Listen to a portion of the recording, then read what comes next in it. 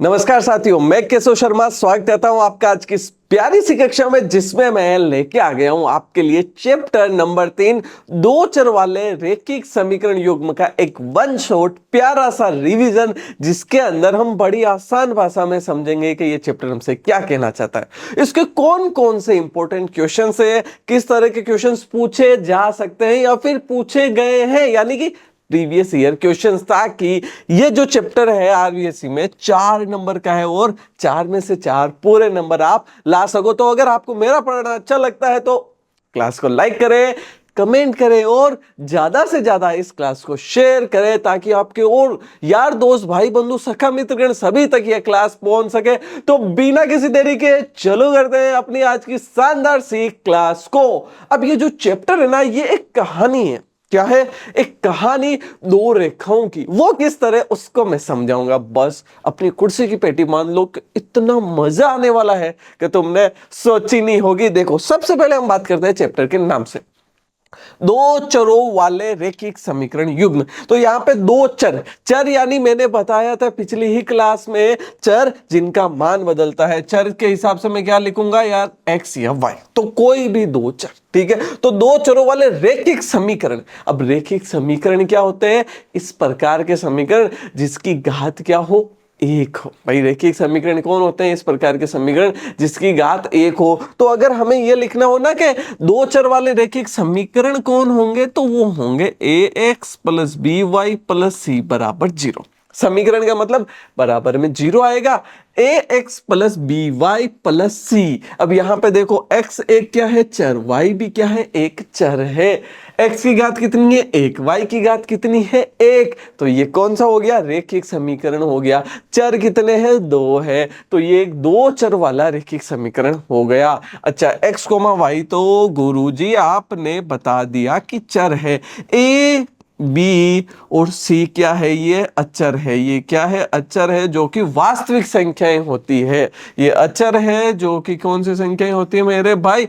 वास्तविक संख्याएं। और वास्तविक संख्याएं क्या होती है, इसके बारे में हमने आपसे बात की है एक पहले चैप्टर में। पहला जो चैप्टर था उसके अंदर, कि परिमेय और अपरिमेय संख्याओं को सम्मिलित रूप को वास्तविक संख्याएं कहते हैं, ठीक है।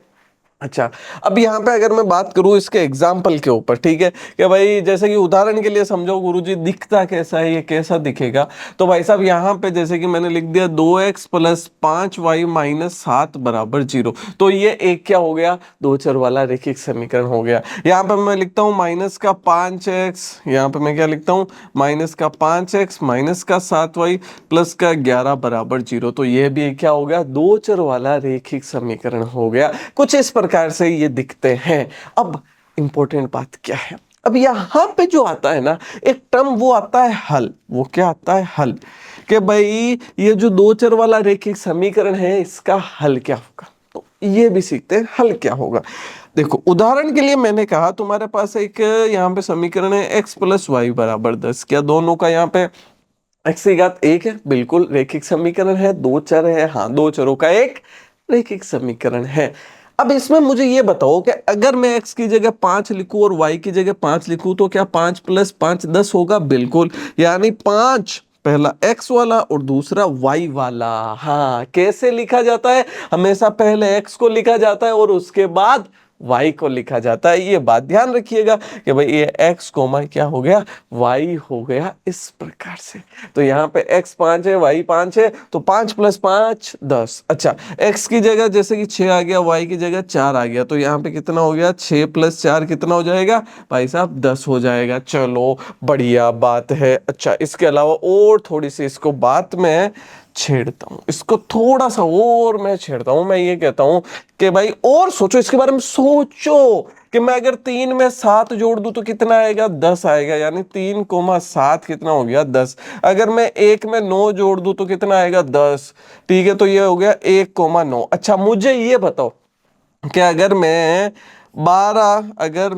12 में माइनस का 2 जोड़ू तो कितना आएगा? ये भी तो प्लस का 10 आएगा, यानी माइनस 2 कोमा प्लस का 12। यानी इस तरह से अगर मेरे पास एक दो चर वाली रेखिक समीकरण है, तो उसके हल क्या हो गए? हल x और y के वह मान जो इस समीकरण को संतुष्ट करते हैं।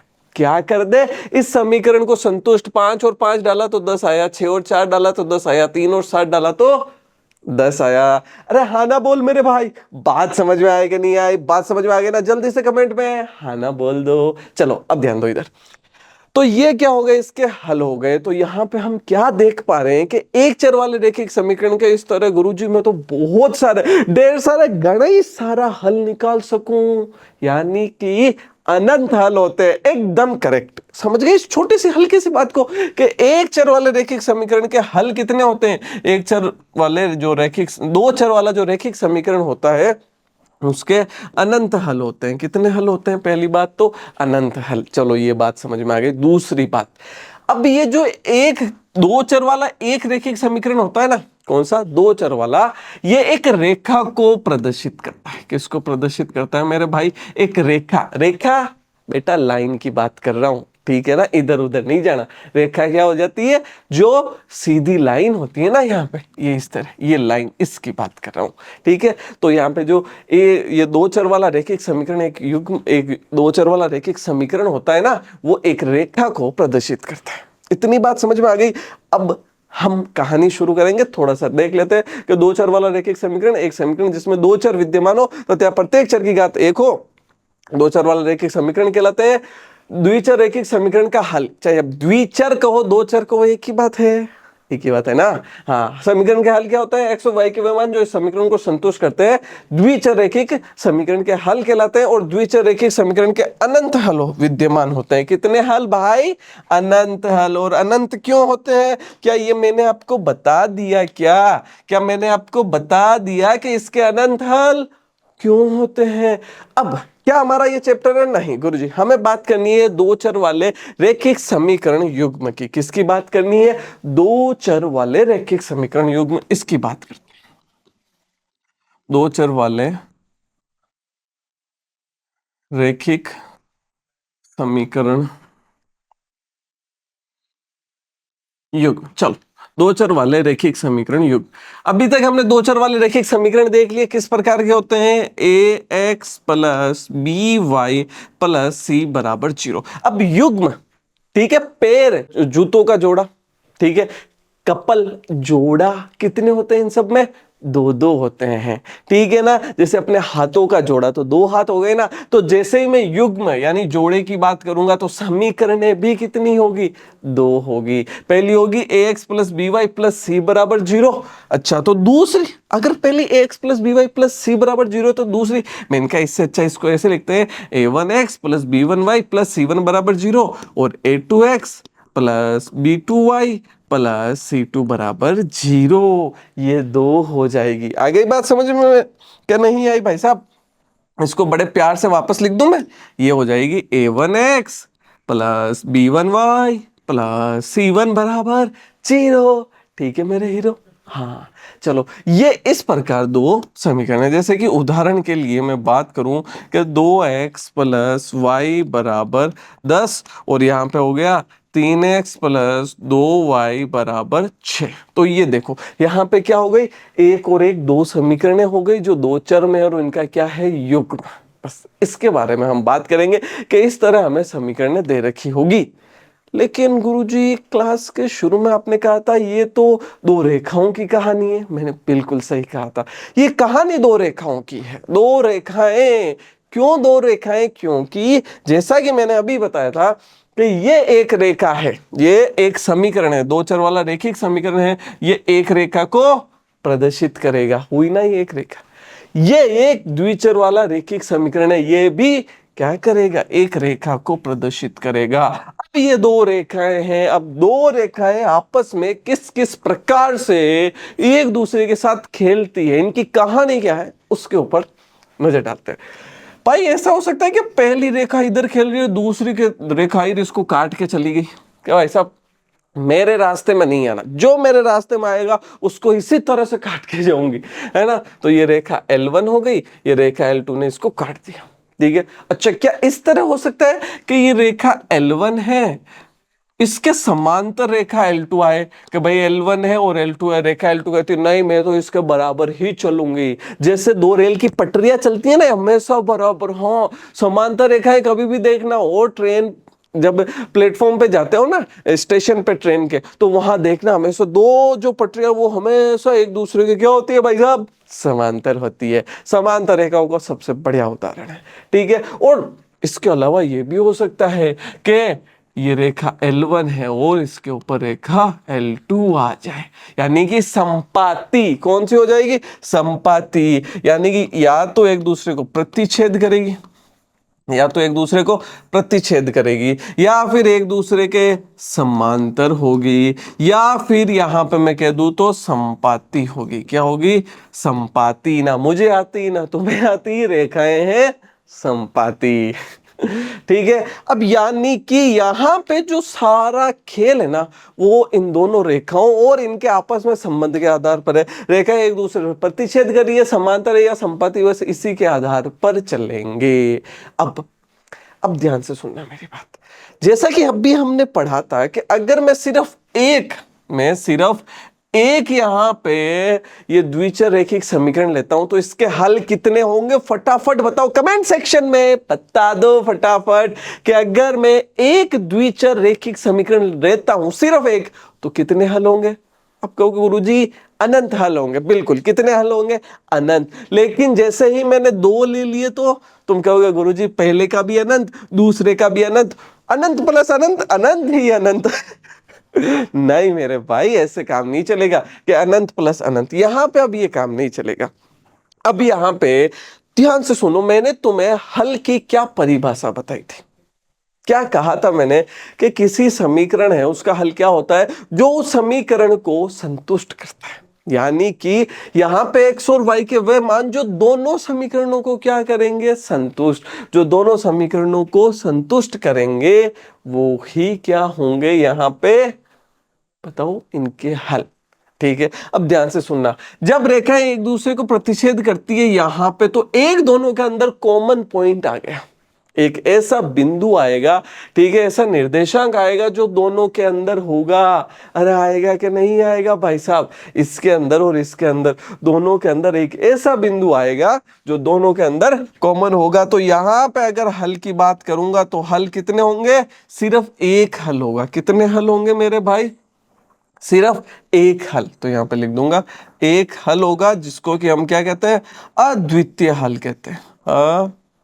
अद्वितीय हल, जिसको कि हम क्या कहते हैं, अद्वितीय हल कहते हैं। अच्छा ये बताओ कि ये दोनों हमेशा समांतर चल रही है, क्या कभी एक दूसरे को काटेगी क्या, क्या कभी ऐसा पॉसिबल है कि एक दूसरे को काटेगी। आप कहोगे नहीं गुरुजी ऐसा तो पॉसिबल ही नहीं है। और अगर एक दूसरे को काटती नहीं है, एक दूसरे के साथ कोई भी बिंदु इनका कॉमन नहीं है, तो इसका क्या मतलब हुआ, इसका ये मतलब हुआ कि इनमें कोई भी बिंदु कॉमन नहीं, यानी कोई हल नहीं, कोई हल है ही नहीं इसका।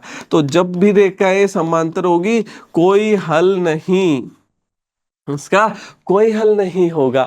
बट अगर मैं संपाती की बात करूं कि दो रेखाएं कैसी है, संपाती है, यानी कि इनका हर एक बिंदु एक दूसरे के लिए क्या है, एक हल होगा। मतलब दोनों का कॉमन पॉइंट होंगे ना, सारे पॉइंट कॉमन पॉइंट है इनके। तो ठीक है, ये पहली रेखा ये दूसरी रेखा एक दूसरे के ऊपर है। अब बताओ भाई क्या सारे पॉइंट कॉमन पॉइंट नहीं है क्या, बिल्कुल है। तो इसका मतलब कितने बिंदु होंगे, अनंत बिंदु, सारे बिंदु ही हल होंगे।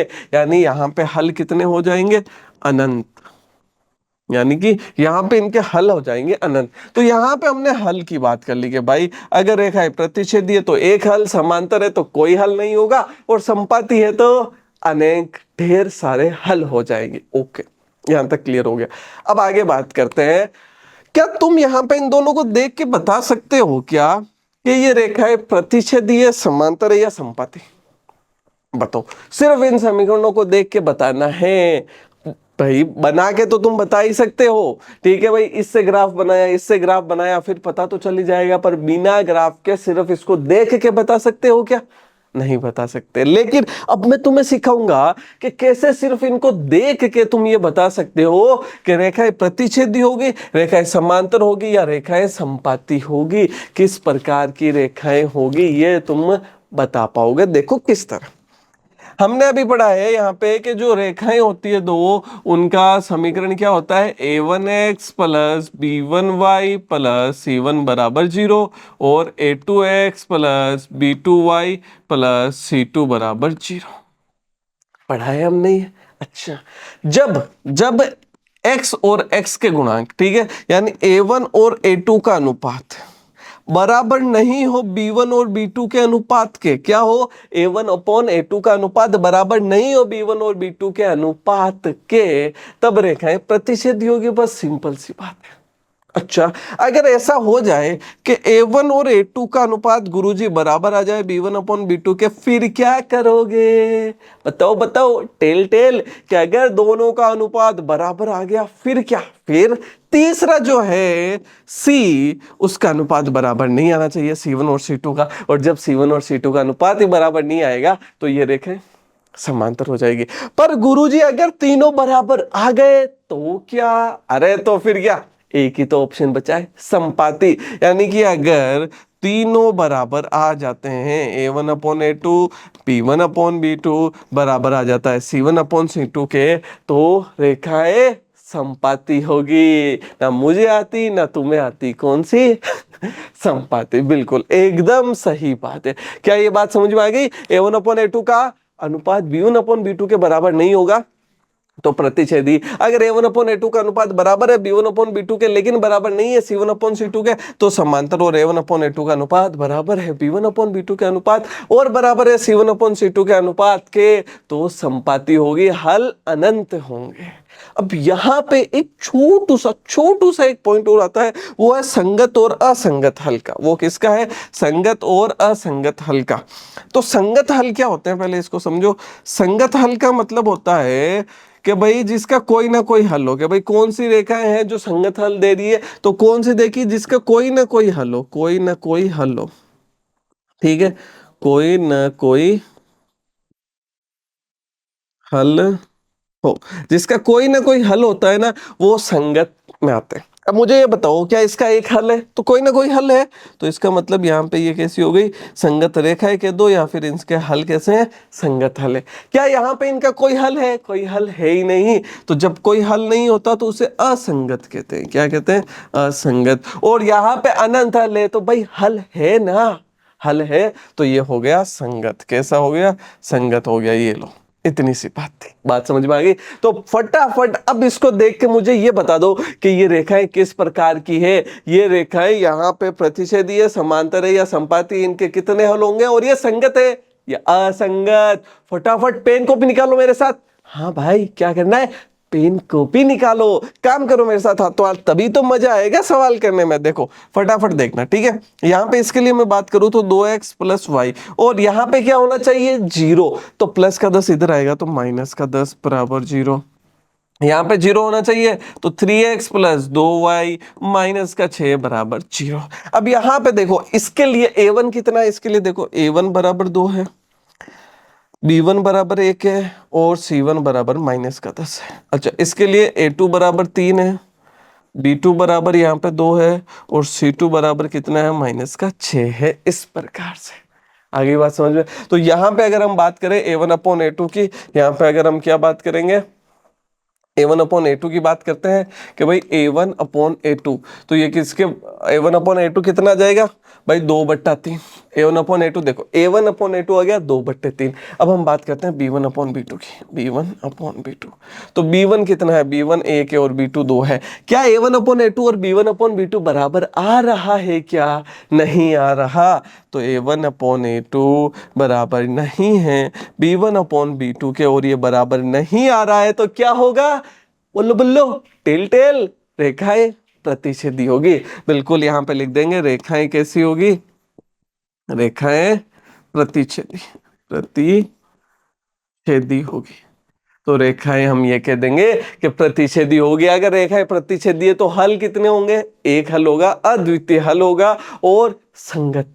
ठीक है, रेखाएं संगत है, हल भी संगत हो जाएगा। छोटी सी बात है, आगे बढ़े। यहाँ पे इसमें आगे हम ये सीख गए कि रेखाएं संगत है या असंगत है, उसके हल होगा नहीं होगा, वो सारी चीजें। लेकिन गुरुजी चलो मान लो उसका हल होगा, हमें पता है उसका हल होगा, तो निकालेंगे कैसे, ये तो बताओ हमें, सही बात है कि नहीं है? आपने ये बता दिया कि भाई एक द्विचर रैखिक समीकरण क्या होता है, उसका युग्म क्या होता है। अच्छा, एक द्विचर रैखिक समीकरण के हल कितने होते हैं? एक द्विचर रैखिक समीकरण के अनंत हल होते हैं। चलो ये भी आपकी बात हमने मान ली। उसके बाद में दो अगर युग्म है, द्विचर रैखिक समीकरणों का युग्म है, तो उसका मतलब या तो एक हल होगा या कोई हल नहीं, या फिर अपरिमित रूप से अनेक हल या फिर अनंत हल होंगे।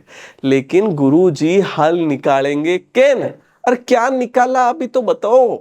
मैं क्या, हाँ ये बात काम की है। चलो कैसे निकालेंगे इसकी भी बात करते हैं। हल निकालने के दो तरीकों की बात करेंगे। हल निकालने के कितने तरीकों की बात करेंगे? दो तरीकों की बात करेंगे यहाँ पे। एक होगा प्रतिस्थापन। कौन सा स्थापन? प्रतिस्थापन, यानी कि अटू उतार बटे रख दो हाँ, यहां से उठाया वहां रख दिया, बात खत्म। एक होगा प्रतिस्थापन और दूसरा होगा विलोपन। दूसरा क्या होगा? विलोपन, यानी कि गायब कर दो। हाँ, क्या करो? गायब, बस काम खत्म आपण। ठीक है, प्रतिस्थापन में कई करा ला, प्रतिस्थापन में ठूठार बटे रख देवा, और विलोपन के अंदर आप कई करा, गायब कर देना। चलो वो कैसे करेंगे उसको भी समझ लेते हैं बढ़िया से। चलो यहां पे सबसे पहले बात करते हैं प्रतिस्थापन की। ठीक है, दोनों का मैं एक एक एग्जांपल लूंगा और समझाऊंगा, आराम से समझ आएगा, प्यार से सुनना। ठीक है, पहले हम बात किसकी कर रहे हैं भाई साहब? अपना है प्रतिस्थापन। चलो एग्जाम्पल लेता हूं। मैंने यहां पे कहा कि तुम्हारे पास एक यहां पे जो द्विचर रैखिक समीकरण है उसका युग्म दे रखा है। युग्म दे रखा है 3x प्लस वाई बराबर 12। क्या दे रखा है? 3x प्लस वाई बराबर 12 एक युग्म दे रखा है। चलो फिर यहां पे मैं कह देता हूं तुम्हें ये दे रखा है x प्लस वाई बराबर 4। ठीक है, x प्लस वाई बराबर 4, ये दो समीकरण हो गए। हाँ, तो अब हम क्या करेंगे? यहाँ पे प्रतिस्थापन करेंगे। ठीक है, यहां पे हम क्या देखते हैं कि 3x प्लस वाई बराबर 12 है, x प्लस वाई बराबर 4। सोचना कैसे है ये सीख लेना, दिमाग के घोड़े कैसे दौड़ाने हैं। अगर सोचो मैं y का मान यहां से निकालता हूं, मैंने इसको समीकरण नंबर 1 नाम दिया, और यहां से अब किसी का भी मान निकालना है ना, पहले तो इस पे कंफ्यूज होना बंद करो कि y मान कैसे निकालेंगे। किसी का भी मान निकालना है तो उसको अकेला छोड़ दो। क्या कर दो? उसको अकेला छोड़ दो। कैसे छोड़ेंगे? प्लस का x उधर जाएगा तो माइनस का, तो y बराबर हो गया 4 माइनस एक्स। ये समीकरण नंबर 2 हो गया। ये लो, ये समीकरण नंबर 2 हो गया भाई। 3x प्लस वाई बराबर 12 समीकरण 1, y बराबर 4 माइनस एक्स अपना समीकरण नंबर 2। हाँ, अब इसमें यार कोई रॉकेट साइंस थोड़ी लगी है, इतना तो पता ही है ना, प्लस का एक्स उधर गया माइनस का, बस अब इतना सा काम करना है। यहां से ये मान उठाना है और इसकी जगह रख दो, काम खत्म। बस इतना सा ही काम है प्रतिस्थापन में। एक समीकरण से एक चर का मान उठाएंगे, दूसरे चर में रख, दूसरे समीकरण में रख देंगे, अपने पास एक जैसा चर मिल जाएगा और अपने पास मान आ जाएगा। यहां पे मैं क्या लिखूंगा? y का मान समीकरण 1 में रखने पर, समीकरण 1 में रखने पर, बस इतनी सी बात है, रखने पर। तो जैसे ही y का मान मैं समीकरण 1 में रखूंगा, मेरे पास यहां पे देखो क्या हो जाएगा। तो जैसे ही y का मान मैं रखता हूं समीकरण 1 में, तो देखो ध्यान से सुनना, क्या 3x को हमें छेड़ना है? क्या 3x को छेड़ना है? नहीं छेड़ना, तो 3x को नहीं छेड़ना। y की जगह कितना रख दूंगा? 4 माइनस एक्स। y की जगह 4 माइनस एक्स किसके बराबर है भाई साहब? 12 के बराबर है। तो 3x में से x माइनस हुआ, 3x में से x माइनस हुआ, कितना आ गया? 2x आ गया, प्लस का 4 किसके बराबर है? 12 का।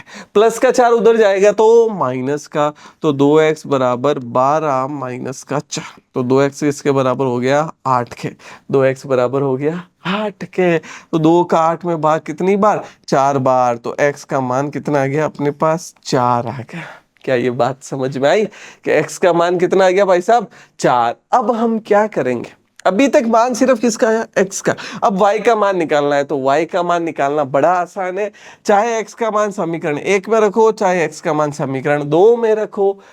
ठीक है, किसका मान आ जाएगा? y का आ जाएगा। ठीक है, मैं क्या करता हूं, समीकरण 2 में रख देता हूं, क्योंकि इससे निकालना थोड़ा आसान होगा। इससे निकालना क्या हो जाएगा? थोड़ा सा, कितना? थोड़ा सा आसान हो जाएगा। तो यहां पे मैं लिखता हूं कि भाई साहब y x का मान समीकरण 2 में रखने पर, x का मान समीकरण 2 में रखने पर, तो जैसे ही x का मान मैं यहाँ समीकरण 2 में रखूंगा तो y बराबर कितना हो जाएगा, 4 - 4। तो y बराबर हो गया भाई साहब 0। तो y कितना हो गया, 0। अतः यहाँ पे लिख दूंगा x बराबर 4, y बराबर 0। ये लो मेरे भाई, बात समझ में आई कि नहीं आई कि भाई x बराबर 4 और y बराबर 0। इस तरह प्रतिस्थापन से हम क्या करते हैं, आंसर निकालते हैं, एक चर का मान निकालते हैं, दूसरे समीकरण में रख देते हैं और फिर उससे हम क्या कर लेते हैं, एक अगर जो दूसरा चर है उसका मान आ जाता है, वो मान उठा के हम वापस समीकरण में रखते हैं, अपने पास दूसरे चर का मान आ जाता है। ये कौन सा तरीका था, ये था प्रतिस्थापन। इसको और भी आगे जब सवाल करेंगे तो और बढ़िया से सीखेंगे, लेकिन अभी हम बात कर लेते हैं विलोपन विधि के ऊपर कि विलोपन विधि क्या होती है। विलोपित कर देना यानी कि उसको वहां से हटा देना। विलोपन विधि अगर आ जाए तो बहुत आसान है। It is very very easy, it is very very easy. देखो कैसे, इसी सवाल को लेता हूं मैं, ठीक है। 3x प्लस वाई बराबर 12 और x प्लस वाई बराबर 4, इस प्रकार से 3x प्लस वाई बराबर 12 और x प्लस वाई बराबर 4। अब यहां पे हम क्या करते हैं, विलोपन करने के लिए माइनस कर देते हैं और कई बार प्लस। अब प्लस और माइनस कब करेंगे उसकी भी अभी हम बात कर लेंगे, लेकिन पहले ये समझो कि भाई विलोपन विधि को लगाने के लिए क्या क्या ध्यान रखना है। विलोपन विधि को लगाने के लिए पहला ध्यान ये रखना है कि कोई एक चर, किसी एक चर के गुणांक क्या होने चाहिए, के गुणांक समान होने चाहिए, समान होने चाहिए। बस इतना सा ध्यान रखना है और कुछ ध्यान नहीं रखना कि भाई साहब यहां पे विलोपन विधि लगाने के लिए अपने पास जो दो समीकरणें हैं उनमें से किसी एक चर का जो गुणांक है वो समान होना चाहिए और कुछ ध्यान नहीं रखना है। यहां पे अगर देखो x का गुणांक 3 है, यहां पे x का गुणांक 1 है, तो क्या यहां पे गुणांक समान है, हम कहेंगे नहीं गुरुजी। अच्छा, यहां पे अगर y है, इसका गुणांक 1 है प्लस का 1 और यहां पे भी y का गुणांक प्लस का 1 है, क्या इसका समान है, अरे हाँ इसका तो समान है। हाँ, पहली चीज खत्म, बस ये एक मेन चीज है। अब अगर दोनों के चिन्ह समान है, ठीक है, दोनों के चिन्ह समान है, चिन्ह समान या फिर आपका क्या सेम है, क्या है, सेम है, तो उन्हें घटा दो, तो उन्हें घटा दो, घटा दो। और दोनों के चिन्ह विपरीत है, अलग अलग है, दोनों के चिन्ह अलग अलग है यानी प्लस माइनस है, दोनों के चिन्ह अलग अलग है, अलग अलग है, तो जोड़ दो, जोड़ दो, बात खत्म, बस बात खत्म, पैसा हजम। तो अगर उनके चिन्ह समान है तो क्या करना पड़ेगा भाई साहब, चिन्ह समान है तो उन्हें घटा दो, क्या कर दो, घटा दो, हमें घटा देना है। और अगर चिन्ह अलग अलग है तो जोड़ दो, हमें जोड़ देना है, इतनी सी बात है। तो यहां पे क्या है, चिन्ह समान है, तो चिन्ह समान है तो घटाएंगे, तो ये समीकरण 1 और समीकरण नंबर 2 हो गया। अब हम यहाँ पे क्या लिख देंगे कि भाई साहब समीकरण 1 में से समीकरण 2 को घटाने पर, अब ये ध्यान से सीख लेना कैसे लिखना है। समीकरण 1 से समीकरण 2 को घटाने पर, तो समीकरण 1 से समीकरण 2 को हम जैसे ही घटाने की बात करेंगे तो समीकरण 1 है 3x प्लस वाई बराबर 12। समीकरण 1 कितना है, 3x प्लस वाई बराबर 12 और समीकरण 2 है x प्लस वाई बराबर 4। ठीक है, तो 1 से 2 घटा रहे ना, तो 1 से 2 को घटा रहे तो वो नीचे आएगा, जिससे घटा रहे वो ऊपर, जिसको घटा रहे वो नीचे आएगा। अब जो नीचे आएगा ना उसके चिन्ह बदल दिए जाएंगे, प्लस की जगह माइनस, प्लस की जगह माइनस और प्लस की जगह माइनस, और जहां माइनस आएगा वहां प्लस, भाई प्लस की जगह माइनस, माइनस की जगह प्लस। अब प्लस वाई से माइनस वाई गियो, प्लस वाई से माइनस वाई गियो, 3x में से x तो 2x, 12 में से 4 गया तो 8। तो यहां पे हम क्या देखते हैं, 2x बराबर किसके है, 8 के, और अगर 2x 8 के बराबर है तो यानी x किसके बराबर हो गया, x बराबर हो गया मेरे भाई 4 के। सिंपल सी बात। ठीक है, x बराबर हो गया 4 के। अब x का मान चाहे समीकरण 1 में रखो चाहे समीकरण 2 में, y का मान आ जाएगा। तो x का मान समीकरण 2 में रखने पर, ठीक है, तो x का मान समीकरण 2 में रखने पर, 2 में रखने पर, तो जैसे ही x का मान समीकरण में 2 में रखता हूं, यहाँ पे क्या आएगा, x की जगह तो 4 रखूंगा, प्लस y बराबर 4, प्लस का 4 उधर गया तो माइनस का, तो 4 माइनस 4 यानी 0। ये लो, क्या सेम आंसर आया, x बराबर 4 और y बराबर 0, x बराबर 4 और y बराबर 0। तो विलोपन विधि यहाँ पे कितनी आसान लगी ना, ठीक है, आराम से कर लिया। लेकिन अब इसमें एक बात का और ध्यान रखना है। ध्यान क्या रखना है कि यहाँ पे तो चर समान, यहाँ पे गुणांक समान था, पर अगर गुणांक समान ना हो तो क्या हो, कि गुणांक हमारे इसके समान ना हो तो क्या करें, कैसे, अभी समझाता हूं, सुनना, एक उदाहरण लेता हूं, ठीक है। एग्जाम्पल के लिए मैं ये कहता हूं कि अपने पास एक यहाँ पे समीकरण है कि 2x प्लस 3y, क्या लिख दिया, 2x प्लस 3y जो है वो बराबर है 8।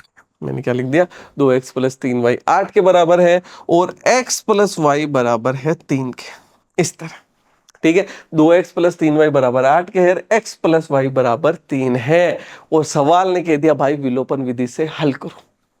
अब ये कहोगे गुरुजी आपने कहा था कि भाई किसी एक चर के गुणांक समान होने चाहिए, यहाँ पे x का गुणांक 2 है, यहाँ पे x का गुणांक 1 है, यहाँ पे y का गुणांक 3 है, यहाँ पे y का गुणांक 1 है ही नहीं समान, कैसे करें। अरे सम्मान नहीं है, तुम्हारी बात मान ली, लो मान लिया मैंने कि गुणांक सम्मान नहीं है। अब मेरी बात सुनो, सम्मान नहीं है तो सम्मान कर देंगे, सम्मान नहीं है तो सम्मान कर देंगे, ऐसे कैसे, अरे भाई ऐसे ही, अपना ही राज है यहाँ पे। हम क्या करेंगे बताओ, किससे हल करें, 2 को हटाना है कि 3 को हटाना है, तुम कहोगे उसको, मतलब x को हटाना है कि y, कि गुरुजी x को हटाना है, मतलब x को तो हटाना ही है ना, हाँ तो x को हटाना है, x को हटा दो। x को हटाने के लिए यहां 2 चाहिए, x को हटाने के लिए हमें क्या चाहिए कि इसके पास 2 है तो यहां पे भी 2 आ जाए। तो हम क्या करेंगे, यहां पे कहेंगे कि समीकरण 2 को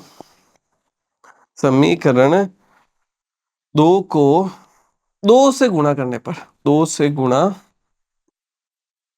करने पर, बस समीकरण 2 को हमें किससे गुणा करना है भाई साहब, 2 से गुणा करना है। तो चलिए 2 से गुणा कर लो, तो 2 गुणा x प्लस वाई बराबर 2 गुणा 3, इतनी सी बात है। 2 को x से गुणा करो तो 2x, 2 को y से गुणा करो तो 2y बराबर 2 को 3 से गुणा किया तो 6। तो ये समीकरण नंबर कितनी हो गई अपनी, 3, ये समीकरण नंबर आ गई 3। अब यहाँ पे भी 2x, यहाँ पे भी 2x, ठीक है। देखो इसको, समीकरण 1 को देखो और समीकरण 3 को देखो, यहाँ पे 2x, यहाँ पे 2x। अब अपना काम हो गया। क्या इनके चिन्ह समान है, बिल्कुल चिन्ह समान है। जब चिन्ह समान हो तो घटाते हैं, और चिन्ह विपरीत हो तो जोड़ते हैं। तो यहां पे क्या करूंगा, यहां पे हम सोल्व करेंगे 1 और 3 के हिसाब से, किसके हिसाब से, 1 और 3 के हिसाब से। तो यहां मैं कह दूंगा कि समीकरण, अब देखो समीकरण इसमें तो 6 और इसमें 8 है, तो 8 बड़ा है ना, तो 1 में से 3 को घटा देंगे, तो समीकरण 1 में से 3 को, में से समीकरण 3 को घटाने पर, तो यहां पे अगर मैं बात करूं समीकरण 1 की, तो यहां पे 2x प्लस 3y बराबर 8, और समीकरण 3 की मैं बात करूं यहां पे, तो 2x प्लस 2y बराबर 6। ये लो, अब जब घटाता है तो नीचे के साइन बदल जाते हैं, प्लस का माइनस, प्लस का माइनस, प्लस का माइनस। 2x से 2x गया, 3y में से 2y गया तो y हो गया, और 8 में से 6 गया तो 2 आ गया। ये लो, y बराबर 2 आ गया। अरे बात समझ में आई कि नहीं आई, है ना। अच्छा, y बराबर 2 आया। अब ये दो समीकरण 2 में रख दो, 1 में रख दो, 3 में रख दो, जिसमें मन हो उसमें रख दो। तो मैं ये y बराबर 2 समीकरण 1 में रख रहा हूं, बड़ी आसानी से सोल्व हो जाए इसलिए। तो मैं y का मान समीकरण 2 में रखने पर, रखने पर। तो y का मान समीकरण जैसे ही 2 में मैं रखूंगा तो यहां पे मैं क्या लिख दूंगा, x प्लस 2 बराबर 3। तो x बराबर 3 माइनस 2, तो x बराबर आ गया 1 के। x किसके बराबर आ गया, 1 के। तो यहाँ पे अपने पास y बराबर 2 है और x बराबर 1। बस इतनी सी बात है। क्या ये बात बढ़िया से समझ में आ गई क्या, अच्छे से, कि किस तरह प्रतिस्थापन विधि का उपयोग करना है, किस प्रकार विलोपन विधि का, गुणांक समान नहीं हो तो गुणांक समान कर सकते हैं। अब कहोगे गुरुजी यहाँ प्रतिस्थापन लगा सकते हैं, बिल्कुल लगा सकते हैं। यहां से y का मान निकाल लेना, y बराबर 3 माइनस x है, इस y की जगह रख देना, बस आंसर आ जाएगा। इतनी ही थ्योरी है इसके अंदर। थ्योरी क्या, यहां तक ये चैप्टर बस बहुत पढ़ लिया, मतलब थ्योरी पढ़ ली ना, अब सवालों की बात करते हैं, तभी तो पता चलेगा कितना तुम्हें समझ आया कि नहीं। पेन को भी लेकर बैठ जाओ, अपनी कुर्सी की पेटी बांध लो, क्योंकि अब शुरू होने वाले हैं हमारे पास सवाल। सवाल नंबर 1 हमसे क्या कहता है कि रैखिक समीकरण युग्म 9x प्लस 3y प्लस 12 बराबर 0 और 18x प्लस 6y प्लस 24 बराबर 0 के हल होंगे। हल सीधा देख के कैसे बता सकते हैं, बताओ बताओ।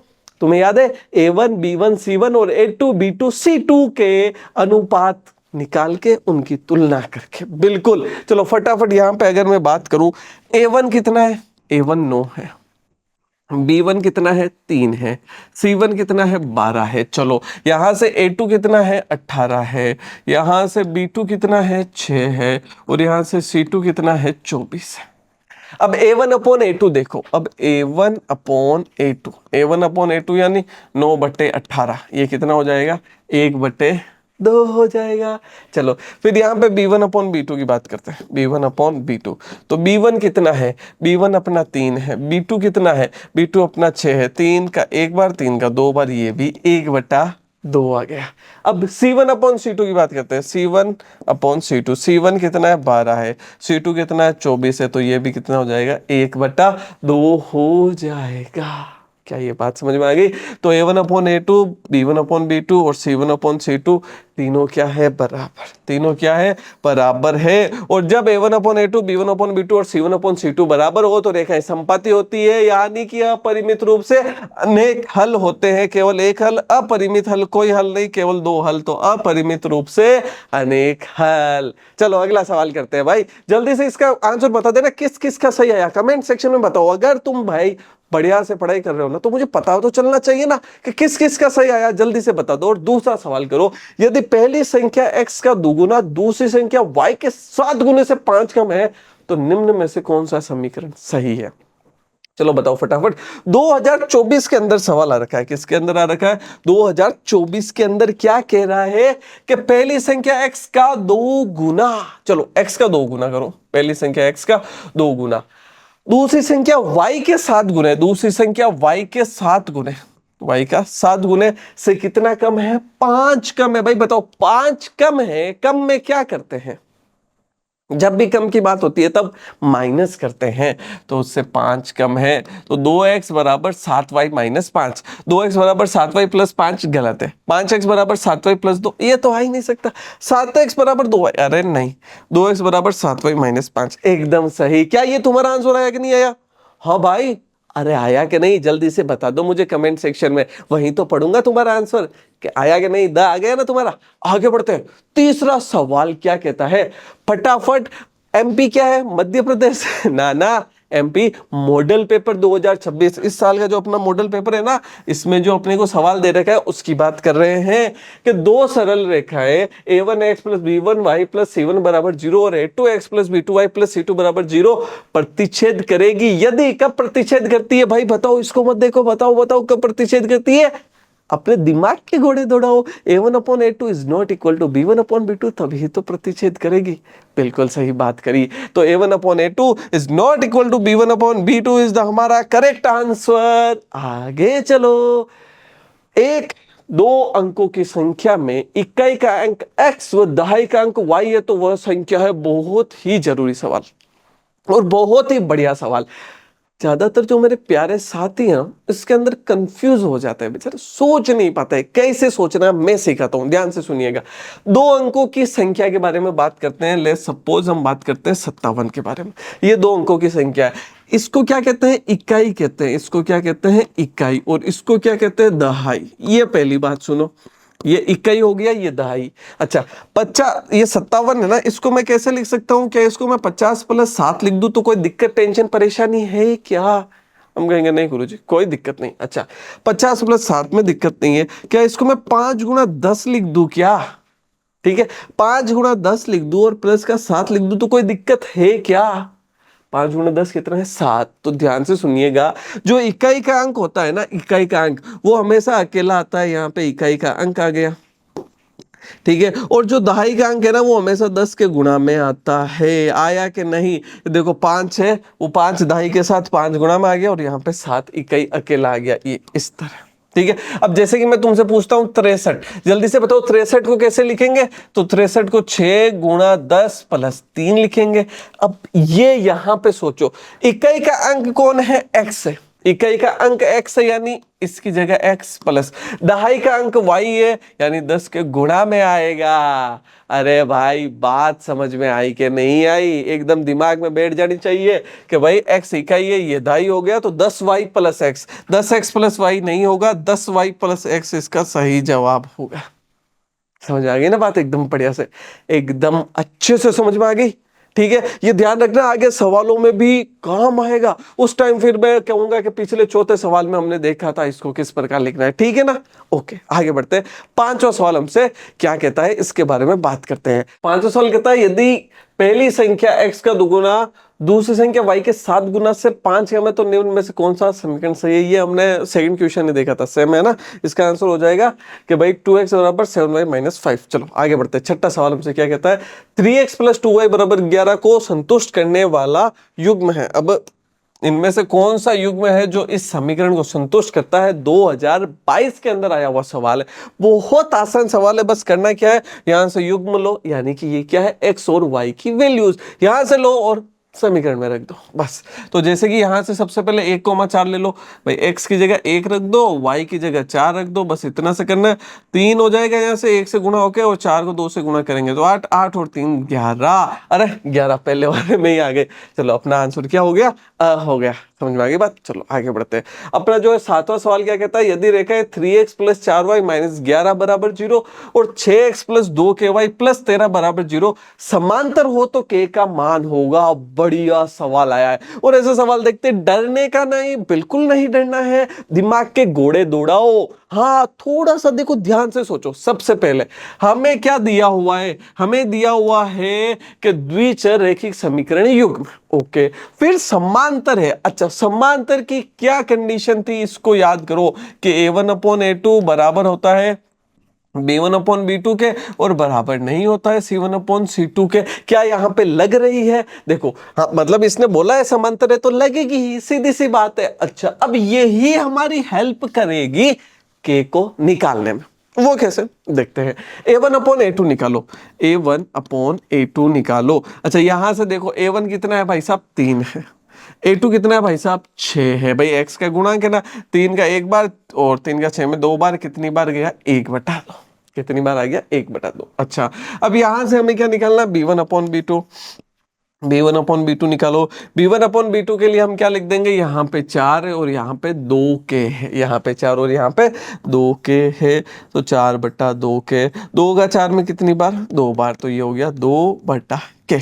अब a1/a2 किसके बराबर है, b1/b2 के। हाँ बस इतना सा, एक बार थोड़ा सा दिमाग चलाना सीख जाओगे ना, सारे सवाल बड़े आसान है।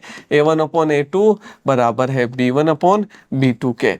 अच्छा a1/a2 के मान कितना है, 1/2, ये है 1/2।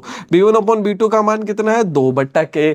क्या करेंगे, k को इधर भेज देंगे, 2 को इधर, k को 1 से गुणा कराया तो k, 2 को 2 से गुणा कराया तो 4, यानी k का मान कितना आ गया भाई साहब, 4, यानी इसका द सही जवाब है। किस किस का जवाब सही आया, फटाफट कमेंट में आंसर बता दो और आगे बढ़ते हैं। अगला सवाल क्या कहता है, 8वां, विलोपन विधि का उपयोग करके। भाई साफ साफ बताया है कि विलोपन विधि का प्रयोग करके निम्न रेखीय समीकरण युग्म के सभी संभव हल ज्ञात कीजिए। कौन से हल ज्ञात करने, सभी संभव हल। ये एमपी 2026, एमपी यानी मध्य प्रदेश नहीं, मॉडल पेपर 2026 का सवाल है। 3x प्लस 5y बराबर 7 और 6x प्लस y बराबर -4। ठीक है, तो चलो इसको हल करते हैं। हल करने के लिए हम यहाँ पे क्या करेंगे, 3x प्लस 5y बराबर 7 लिख देंगे और 6x प्लस y बराबर -4। इसको समीकरण 1 लिखेंगे, इसको समीकरण 2 लिखेंगे, पहली चीज। दूसरा, विलोपन विधि के लिए मैंने क्या बताया था, मैंने कहा था कि किसी भी एक चर के जो गुणांक है वो क्या होने चाहिए, समान होने चाहिए। तो यहाँ पे देखो, यहाँ पे कितना है, इसका 3 है, यहाँ पे कितना है भाई 6 है, यहाँ पे कितना है 5 है, यहाँ पे इसका 1 है। तो भाई किसी का सम्मान है क्या, नहीं। तो क्या करेंगे, हमें एक जैसा करना पड़ेगा। अच्छा, एक जैसा कैसे करेंगे, सोचो। या तो इस 3 की जगह 6 कर दे, ये जो 3 है ना, क्या इस 3 को 6 किया जा सकता है? हाँ, बड़ा आसान है। कैसे, कि इस समीकरण 1 को पूरी को 2 से गुणा करवा दो। मेरी बात समझ में आई कि भाई इस 3 को 6 कैसे करेंगे, कि समीकरण 1 को 2 से गुणा करवा दो, सीधी सी बात है। तो यहां पे हम क्या करेंगे कि समीकरण एक को 2 से गुणा कराने तो समीकरण 1 को जैसे ही 2 से गुणा करवाएंगे ना, तो 2 गुणा 3x प्लस 5y बराबर 2 गुणा 7, इस प्रकार से। तो 2 को 3 से गुणा कराया तो 6x हो गया, 2 को 5 से गुणा कराया तो 10y हो गया बराबर 2 गुणा 7 यानी कि 14। यहाँ पे आ गया समीकरण नंबर 3। अब ये बताओ, यहाँ पे x का गुणांक 6 है, यहाँ पे भी x का गुणांक 6 है, क्या दोनों समान है? बिल्कुल समान है। अब बताओ, क्या इनके चिन्ह समान है? हम कहेंगे हाँ गुरुजी, इनके चिन्ह समान है। तो जब चिन्ह समान होते हैं तो समीकरणों को घटाया जाता है। क्या किया जाता है? घटाया जाता है। क्या करेंगे यहाँ पे हम समीकरण 3 में से समीकरण 2 को घटा लेंगे। क्यों? क्योंकि यहाँ पे 14 है, यहाँ पे -4 है, तो इसलिए ये छोटा है -4, इसको घटा देंगे। तो यहाँ कह देंगे कि समीकरण 3 से समीकरण 2 को घटाने पर 2 को घटाने पर। अब यहाँ पे एक बात दिमाग में आएगी कि गुरुजी 1 को क्यों नहीं घटाया। बहुत से प्यारे मेरे जो साथी है उनके दिमाग में ये बात आएगी कि 1 से ना घटाकर 2 से क्यों घटाया। ठीक है, अब ध्यान से सुनिए ये बात। जिस समीकरण में हम यहाँ पे गुणा करके एक नया समीकरण बनाते हैं, उसमें से कभी नहीं घटाना है। समीकरण 1 को 2 से गुणा किया तब मुझे ये समीकरण 3 मिला, तो इसलिए समीकरण 3 में से मैं समीकरण 2 को नहीं घटाऊंगा, समीकरण 1 को नहीं घटाऊंगा, समीकरण 2 को। अगर समीकरण 2 को गुणा कराकर मेरे पास समीकरण 3 बनता तो मैं समीकरण 3 को कभी भी 2 से नहीं घटाता। तो जो नया समीकरण है हमें जिस समीकरण से प्राप्त होता है, ध्यान से सुनिएगा मेरी बात, कि जो नया समीकरण जिस समीकरण से हमें प्राप्त होता है उसको नहीं घटाना है। तो यहाँ पे ये जो 3 है वो 1 से प्राप्त हुआ, इसलिए 1 को ना घटाकर 2 को घटाएंगे। अगर ये 3 नंबर समीकरण 2 से प्राप्त होता तो समीकरण 3 को फिर किससे घटाते हम? फिर समीकरण 3 को हम 1 से घटाते। समझ में आ गई बात? इस बात का ध्यान रखिएगा। तो समीकरण 3 में से समीकरण 2 को घटाने पर तो समीकरण 3 जो है वो हमारे पास है 6x प्लस 10y बराबर 14। अच्छा, समीकरण जो 2 है वो कितना है? 6x प्लस का y बराबर -4, बराबर कितना है? -4। अब जब यहाँ पे घटाते हैं तो चिन्ह क्या होते हैं? बदल जाते हैं। प्लस का माइनस और माइनस का हो जाता है प्लस। 6x से 6x गया, 10y में से y गया, तो कितने y आ गए? 9y। 14 प्लस 4 कितने हो गए? 18। 14 प्लस 4 हो गए 18। 9 का 18 में कितनी बार भाग? 2 बार भाग जाएगा। तो यानी कि y बराबर कितना हो जाएगा? 2। यानी कि यहां से y बराबर हो जाएगा 2। ये लो, y की वैल्यू आ गई। अब y की वैल्यू आ गई ना, तो चाहे समीकरण 1 में रखो, 2 में रखो या 3 में रखो, x का मान आ जाएगा। तो मैं समीकरण 2 में रख के निकालना चाहूंगा, तो यहां पे मैं लिखूंगा y का मान समीकरण 2 में रखने पर, बस।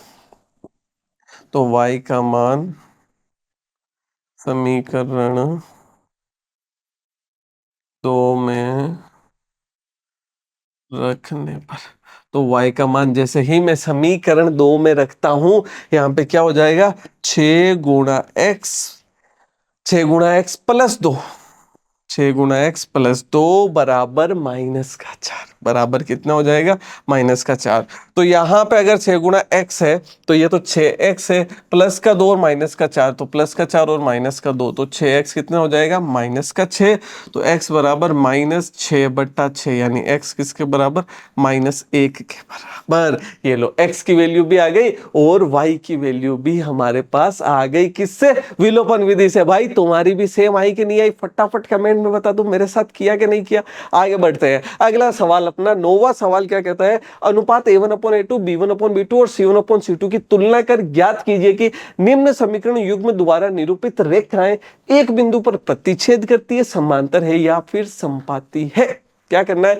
a1/a2 b1/b2 c1/c2 निकालना है और उससे बताना है कि प्रतिच्छेद करती है, समांतर है या फिर ये क्या है? संपाती है। बस इतनी सी बात बतानी है। तैयार हो?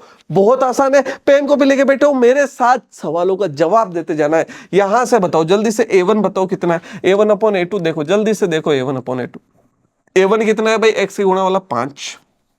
a2 कितना है यहाँ पे? 7। तो 5/7 हो गया। चलो b1/b2 देखो अब, b1/b2। b1 कितना है? y के गुणा में कौन है? -4। y के गुणा में -4। ठीक है, यहाँ पे ये b2, ये b1 हो गया -4, y के गुणा में है +6 और हो गया 6। तो 4 का इसमें 2 बार, 2 का इसमें 2 बार और 2 का 3 में 2 का 6 में 3 बार। ठीक है, तो यहाँ से -2/3। तो a1/a2 और b1/b2 बराबर नहीं है। तो a1/a2 बराबर नहीं है b1/b2 के। और मेरे भाई बराबर नहीं हो तो क्या करते हैं? प्रतिच्छेदी रेखाएं। बिल्कुल, रेखाएं कैसी है? प्रतिच्छेदी। तो रेखाएं प्रतिच्छेदी है, प्रतिच्छेदी है। बस सिंपल सी बात है। ठीक है, चलो दूसरा सवाल क्या है? तुम्हारा होमवर्क है, मुझे होमवर्क में बताओगे। ठीक है, कमेंट सेक्शन में पक्का मुझे बताओगे अगर तुम क्लास देख रहे हो कि भाई इसका आंसर क्या आएगा, इसका भी आंसर तुम बताओगे, ताकि मुझे पता तो चले कि तुम्हारा कंसेप्ट क्रिस्टल क्लियर हुआ कि नहीं। सही बात है। आगे बढ़ते हैं, अगला 10वां सवाल क्या कहता है? 2x प्लस 3y बराबर 1 और 2x माइनस 4y बराबर -24 को हल कीजिए तथा इससे m का वह मान ज्ञात कीजिए जिसके लिए y बराबर mx प्लस 3 हो। अच्छा, क्या करना है? y का वह मान ज्ञात करना है जिसके लिए y बराबर mx प्लस क्या हो जाए? 3 हो जाए। तो चलिए यहाँ पे हम हल करते हैं। हल में मैं क्या कहूंगा कि 2x प्लस 3y बराबर 1 दिया हुआ है और 2x माइनस 4y बराबर -24। यहाँ पे समीकरण नंबर 1 है, यहाँ पे समीकरण नंबर 2 है। इस प्रकार से अब ध्यान से सुनिएगा। अगर ध्यान से देखो तो x का गुणांक 2 है, यहाँ पे भी x का गुणांक 2 है। मैं तो कहता हूं विलोपन विधि लगा दो, हाथों हाथ हल होके y का मान आ जाएगा। सोचो इस बारे में, हाथों हाथ हल होके किसका मान आ जाएगा? y का। क्या करेंगे? समीकरण 1 में से समीकरण 2 को घटा देंगे, बस इतना सा करेंगे और कुछ भी नहीं। सोचो सोचो, सही बात है। तो यहाँ पे हम क्या कह देंगे कि समीकरण 1 में से अच्छा, समीकरण 1 में से क्यों घटा रहा हूं? क्योंकि 1 जो है -24 से बड़ा है। ये जो 1 है -24 से बड़ा है ना, इसलिए। ठीक है ना, समझ गए ना? समीकरण 1 में से समीकरण 2 को घटाने पर, तो जैसे समीकरण 1 में से समीकरण 2 को घटाने की बात करता हूं, मैं इसको लिखूंगा 2x प्लस 3y बराबर 1 और 2x माइनस 4y बराबर -24। चलो घटाने की बात करूंगा तो क्या करेंगे? माइनस, यहाँ पे प्लस की जगह माइनस, माइनस की जगह प्लस और माइनस की जगह प्लस हो जाएगा। तो यहाँ पे 2x है तो 2x कैंसिल, 2x से 2x कैंसिल हो गया। यहाँ पे अपने पास क्या हो गया? 3y प्लस 4y कितना हो गया? 7y हो गया। कितना हो गया?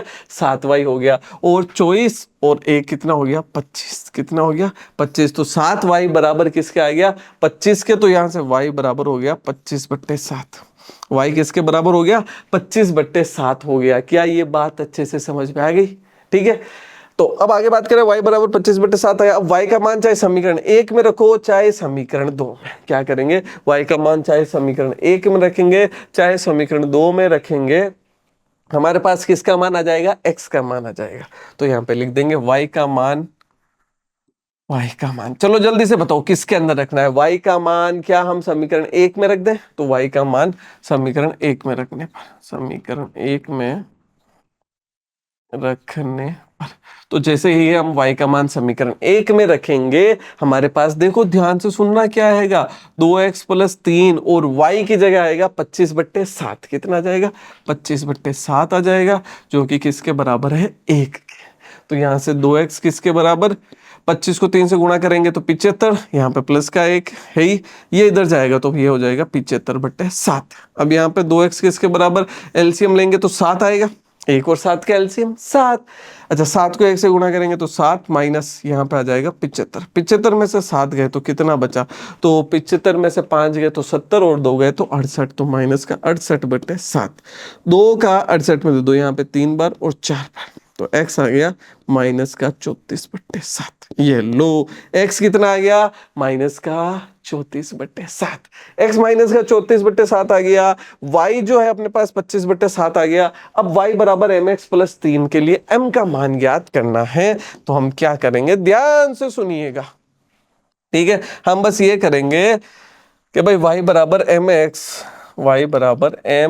प्लस 3 में x बराबर माइनस 34/7 एवं y बराबर 25/7 रखने पर, 25/7 रखने पर बस इतना सा काम करेंगे।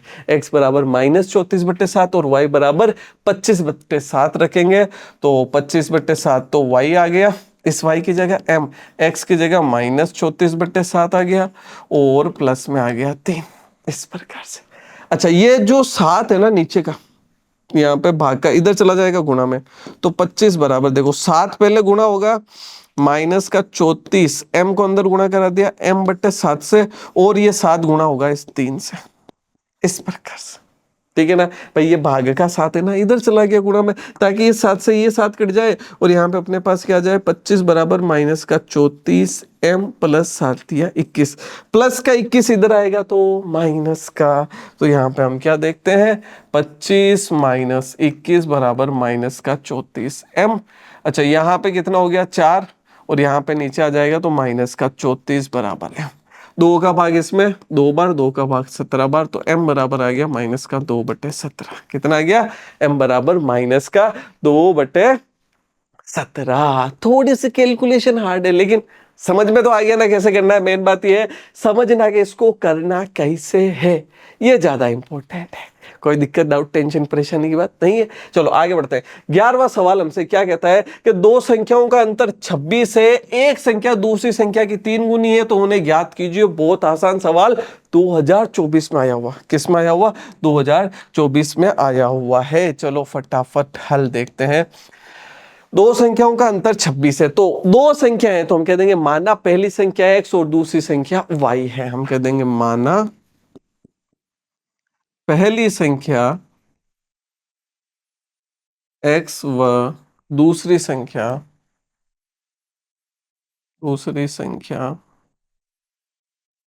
y है। माना पहली संख्या x व दूसरी संख्या क्या है? y है। चलो पहली संख्या x और दूसरी संख्या y है, तो दोनों का अंतर यानी x माइनस वाई बराबर है 26। दोनों का अंतर क्या है? x माइनस वाई बराबर 26। पहली संख्या एक संख्या दूसरी संख्या की 3 गुनी है, ठीक है। एक संख्या दूसरी संख्या की 3 गुनी है, यानी जो x है वो y का कितना गुना है? 3 गुना। बस सिंपल सी बात है कि भाई x माइनस वाई बराबर 26, ये समीकरण 1 हो गया, और x बराबर 3y, ये समीकरण नंबर 2 हो गया। अब क्या करेंगे? x का मान यहां रख देंगे, ठीक है। कह देंगे x का मान समीकरण 1 में रखने पर, x का मान समीकरण 1 में रखने पर, तो जैसे ही x का मान हम यहाँ समीकरण 1 में रखेंगे तो मैं लिख दूंगा 3y माइनस वाई बराबर 26। तो 3y में से y गया तो 2y बराबर 26, तो y बराबर आ गया 13। y बराबर कितना आ गया? 13 आ गया। अब y बराबर कितना है? 13 है।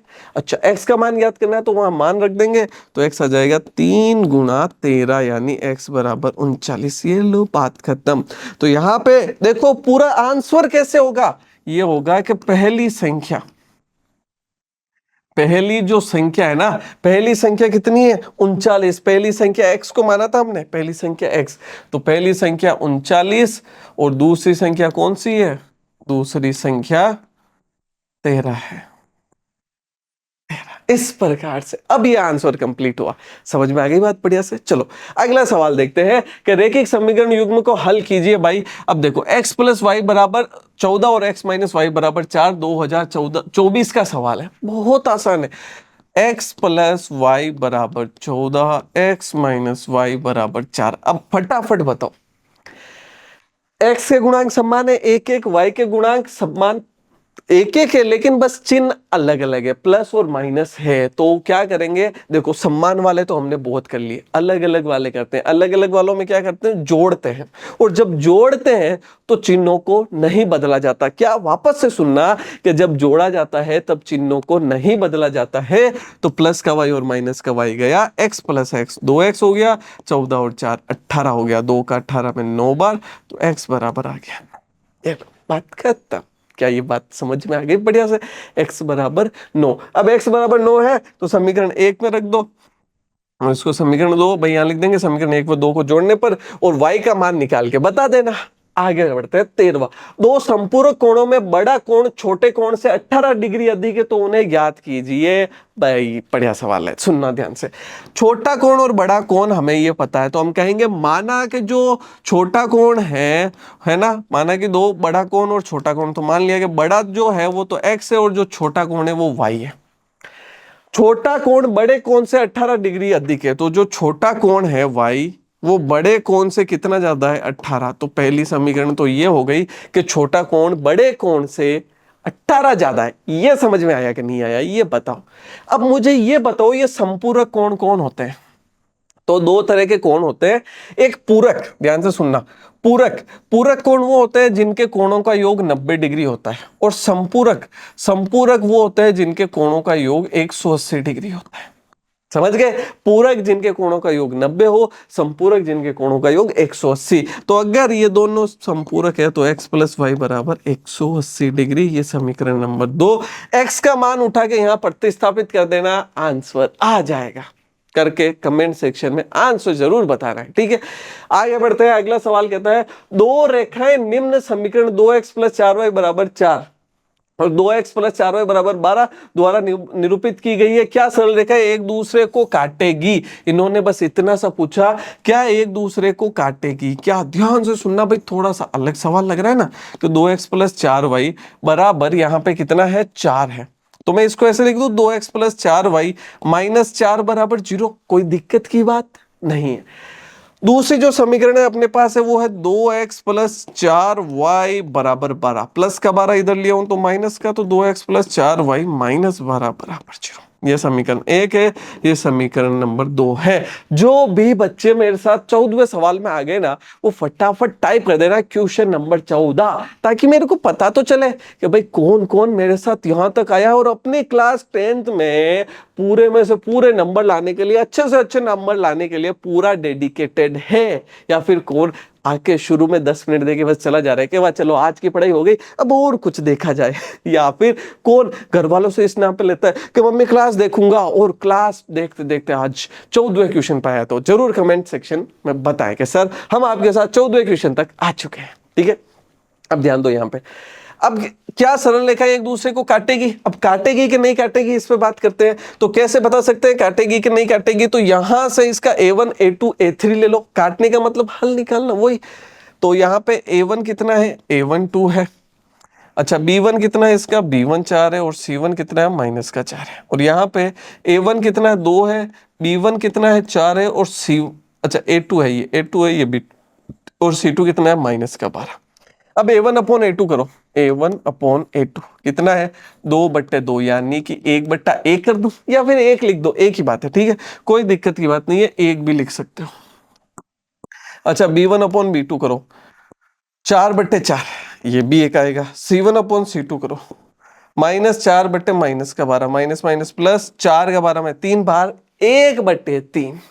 तो a1 अपॉन a2 तो बराबर है a1 अपॉन a2, उल्टा लिख दिया, a1 अपॉन a2 तो बराबर है b1 अपॉन b2 के, लेकिन ये किसके बराबर नहीं है, c1 अपॉन c2 के। अब बताओ फटाफट, क्या ये रेखा है एक दूसरे को काटेगी? नहीं नहीं, ये तो समांतर है, और समांतर रेखाएं कभी भी एक दूसरे को नहीं काटती है। बिल्कुल, तो समांतर रेखा जब एक दूसरे को नहीं काटती है तो ये भी एक दूसरे को नहीं काटेगी। अगला 15वां सवाल क्या कहता है, बहुत इंपॉर्टेंट सवाल है ना, मॉडल पेपर 2026 में आया हुआ, कह रहा है कि दो अंकों की एक संख्या, अब मैंने बताया था दो अंकों की संख्या में क्या क्या होता है, एक इकाई होता है और एक दहाई होता है। याद है तुम्हें, चौथे सवाल के अंदर मैंने बताया था तुम्हें। तो एक इकाई होता है, एक दहाई होता है, उसके अंकों को उलटने पर बनी संख्या का योग 66 है। अब अगर उसको पलट दिया तो अंकों का जो योग है वो 66 हो गया। यदि संख्या के अंकों का अंतर 2 है तो संख्या ज्ञात कीजिए, ऐसी संख्याएं कितनी है। तो चलो देखते हैं, बढ़िया सवाल है, ध्यान से सुनना। हल हल में अगर मैं बात करूं कि भाई साहब दो अंकों की एक संख्या, तो सबसे पहले दो अंकों की संख्या का इकाई अंक मानना पड़ेगा। तो मानना है कि इकाई जो है वो अंक x है और जो दहाई अंक है, जो दहाई अंक है वो y है। ठीक है, इकाई अंक x और दहाई अंक y माना, तो दो अंकों की संख्या क्या हो जाएगी, दो अंकों की संख्या, तो जो दो अंकों की संख्या होगी ना वो हो जाएगी 10y प्लस एक्स। अब ये क्यों होगी, ये चौथे सवाल में मैंने बढ़िया से समझाया। अच्छा, अब इसको उलटने पर, उलटने का मतलब क्या है कि देखो 57 है, इसको उल्टा तो 75 हो गया, तो उलटने पर क्या हुआ, जो इकाई था वो दहाई हो गया, दहाई इकाई हो गया, है ना। इसको हम कैसे लिखेंगे, 5 गुणा 10 प्लस 7, और इसको कैसे लिखेंगे 7 गुणा 10 प्लस 5। उलटने का मतलब क्या है, इकाई की जगह दहाई और दहाई की जगह इकाई हो जाएगा। तो दो अंकों की ये संख्या हो गई। अब उलटने पर बनी संख्या, उलटने पर बनी संख्या पर बनी जो नई संख्या है वो क्या हो जाएगी, वो हो जाएगी 10x प्लस वाई। वो क्या हो जाएगी, 10x प्लस वाई हो जाएगी। क्या ये बात समझ में आ गई। अच्छा, 10y plus x, 10x plus Y हो जाएगी, और इनका जो योग है वो 66 है। यानी 10y प्लस एक्स को अगर मैं 10x प्लस वाई में जोड़ता हूं तो वो 66 हो जाएगी। अब 10x plus x 11x, 10y plus Y 11y, किसके बराबर है 66 के। 11 कॉमन ले लिया, x प्लस वाई बराबर है 66 के, तो x प्लस वाई किसके बराबर हो गया 6 के। ये समीकरण नंबर 1, बस इतना ही इंपॉर्टेंट है और कुछ भी नहीं। और संख्याओं के अंकों का अंतर 2 है, यानी x में से y को माइनस करता हूं तो 2 आएगा, समीकरण नंबर 2 है। अब तुम्हारे सामने है, इन दोनों को हम क्या कर देंगे, जोड़ देंगे। तो यहां लिखेंगे समीकरण 1 व 2 को जोड़ने पर, जोड़ क्यों रहे, विलोपन विधि लग जाएगी ना, इसलिए। तो समीकरण 1 व 2 को जोड़ने पर, तो चलो संख्या 1 व 2 को जोड़ते हैं। तो यहां पर हम क्या लिखेंगे, x प्लस वाई बराबर 6 और x माइनस वाई बराबर 2। जैसे ही जोड़ेंगे तो चिन्ह बदलेंगे, नहीं बदलेंगे, क्योंकि हमने इसलिए तो जोड़ा ताकि प्लस का y माइनस का y कट जाए। x plus x 2x, 6 plus 2 8 हो जाएगा। तो यहां से 2 का भाग 8 में 4 बार, x बराबर आ गया 4। x बराबर कितने के आ गया, 4 के। अच्छा, x 4 के बराबर है, x का मान हम समीकरण 1 में रख देते हैं, y का मान आ जाएगा। तो x का मान समीकरण 1 में रखने पर, x का मान समीकरण 1 में रखने पर, 1 में रखने पर, तो समीकरण 1 में जैसे ही रखेंगे तो x प्लस 4 प्लस y बराबर 6। तो यहां से 6 में से 4 गए तो बच गया 2, तो y आ गया 2। क्या आंसर आ गया, नहीं, ये गलती नहीं करनी है, यहां तक छोड़ के नहीं आना है कि बस आंसर आ गया, नहीं भाई, अभी बाकी है, बाकी है। हाँ, अब दो अंकों की संख्या, तो दो अंकों की संख्या, दो अंकों की संख्या क्या हो जाएगी, हमने क्या बोला था, 10y प्लस एक्स। क्या तुम्हें याद है, दो अंकों की संख्या 10y प्लस एक्स थी। तो अब y का मान रखो, तो y का मान तो 2 है और x का मान 4 है, तो ये तो हो जाएगा 24। कितना हो जाएगा, क्योंकि ये हो जाएगा 20 प्लस 4, 24। यानी कि दो अंकों की संख्या कितनी है, 24, और इसको पलटेंगे तो 42, और इसको जोड़ेंगे तो कितना हो जाएगा 66। तो कितनी संख्याएं हैं, दो संख्याएं, 24 और 42। तो आई होप आपको ये चैप्टर बढ़िया से समझ में आया होगा, किस तरह से इनके सवालों को करना है ये अच्छे से समझ में आया होगा। अब हम मिलेंगे आपसे अगली कक्षा में, जिसमें हम बात करेंगे इसके अगले चैप्टर के बारे में। क्लास अच्छी लगी हो तो लाइक करें, चैनल पे नए हो तो सब्सक्राइब करें। हम मिलेंगे आपसे अगली कक्षा में, धन्यवाद।